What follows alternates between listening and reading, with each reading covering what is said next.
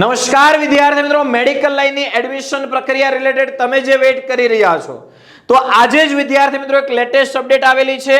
તારીખ 19 સપ્ટેમ્બર 2024 5 વાગે અપડેટ આવેલી છે. આ અપડેટ શું કહેવા માંગે છે તો જે વિદ્યાર્થી મિત્રોને રાઉન્ડ નંબર 1 ની અંદર MBBS અથવા તો BDS કોઈ કોર્સની અંદર એડમિશન મળી ગયું છે, એમણે ફી પેમેન્ટ કરી ડોક્યુમેન્ટ્સ હેલ્થ સેન્ટર પર જમા કરાવી પોતાનું એડમિશન કન્ફર્મ કરાવી લીધું છે. હવે જો આવા વિદ્યાર્થીઓ કોઈ કારણસર પોતાનું એડમિશન જો કેન્સલ કરાવવા માંગતા હોય તો એ તારીખ 21/9/2024 બપોરે 12 વાગ્યા સુધી આ એડમિશન પણ કેન્સલ કરાવી શકે છે. આ એડમિશન કેન્સલ કરાવવા માટે એમણે શું કરવાનું છે, જે હેલ્પ સેન્ટર પર પોતાના ડોક્યુમેન્ટ જમા કરાવેલ છે ત્યાં જઈ અને પોતાનો પ્રવેશ રદ કરી શકે છે. તો વિદ્યાર્થી મિત્રો, તમે વેઇટ કરી રહ્યા છો રાઉન્ડ નંબર 2 માટે, તો આ પ્રોસેસ પૂરી થશે પછી જ વિદ્યાર્થી મિત્રો એક નવું લિસ્ટ ડિક્લેર થશે અને રાઉન્ડ નંબર 2 આવશે. બરાબર. હવે વાત કરીએ કે આ કેન્સલ કેવી રીતે કરાવવાનું છે. તો અહીં લખ્યું છે પ્રોસીજર ફોર એડમિશન કેન્સલેશન. આના ઉપર વિદ્યાર્થી મિત્રો તમે ક્લિક કરશો એટલે એક નવી ફાઇલ ઓપન થશે. એ પણ દોસ્તો હું તમને બતાવી દઉં કે આખી પ્રોસેસ કેવી રીતે કરવાની હોય છે. તો આ રીતની એક ફાઇલ ઓપન થશે. અહીંયા દોસ્તો લખેલું છે જો કે જે વિદ્યાર્થીઓ પ્રવેશના જે તે તબક્કામાં સમિતિ દ્વારા ફાળવેલ પ્રવેશ કાયમ કરાવ્યા બાદ રદ કરાવવા માંગતા હોય તો એમણે હેલ્પ સેન્ટર ખાતે ઓરિજિનલ ડોક્યુમેન્ટ જે જમા કરાવ્યા છે ત્યાં રૂબરૂ જવાનું રહેશે. હવે લખ્યું છે જો વિદ્યાર્થી પોતે ના જઈ શકે તો ઉમેદવારના વાલી અથવા પ્રતિનિધિએ ઓથોરિટી લેટર સાથે હેલ્પ સેન્ટર પર જવાનું રહેશે. બરાબર. અહીંયા લખ્યું છે કયા ડોક્યુમેન્ટ લઈને જવાનું.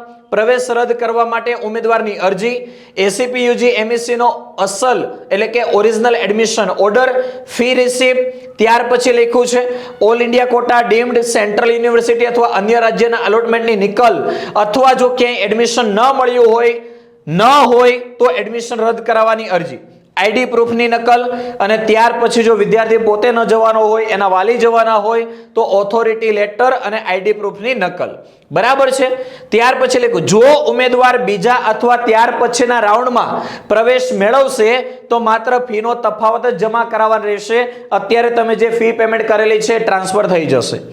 જો ઉમેદવાર કોઈ પણ રાઉન્ડમાં પ્રવેશ મેળવશે નહીં તો પ્રવેશ પ્રક્રિયાને અંતે એની ફી પણ એમને પાછી મળી જશે. આ પ્રોસેસ કોના માટે છે?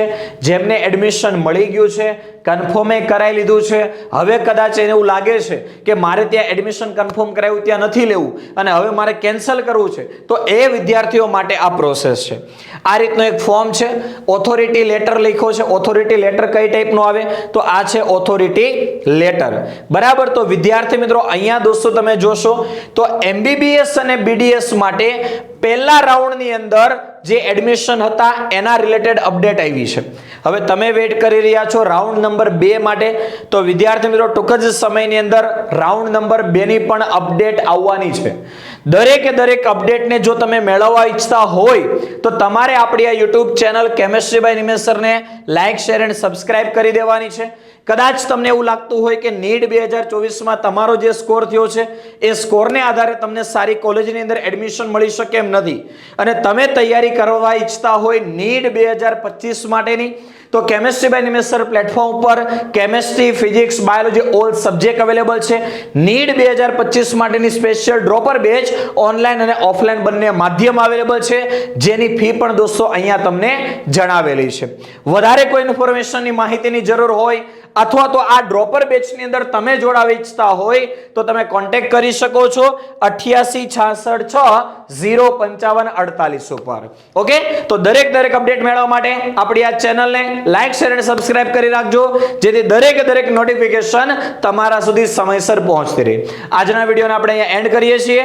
મળીએ એક નવા અપડેટ સાથે. ત્યાં સુધી બાય બાય. આવજો.